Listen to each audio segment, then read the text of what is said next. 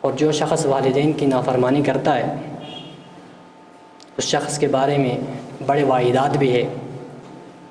امام بخاری رحمہ اللہ نے آداب المفرد میں اس واقعے کو ذکر کیا ہے۔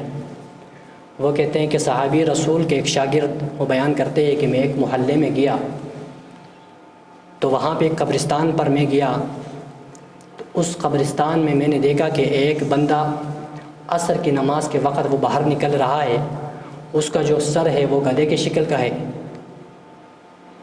اور وہ گدھے کی آواز نکال رہا ہے، پیر وہ اندر جا رہا ہے۔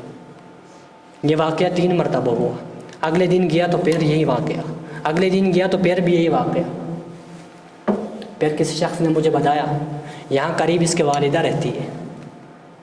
وہ بندہ اس والدہ کے پاس کیا، آخر ماجرا کیا ہے، ہو کیا رہا ہے اس کے ساتھ؟ والدہ کہنے لگی جب بھی میں اس کو نصیحت کرتی، جب بھی میں اس کو خیر کی بات بتاتی، جب بھی میں اس کو نماز پڑھنے کی تلقین کرتی، یہ کہا کرتے تھے گدھے کی طرح نہ بول۔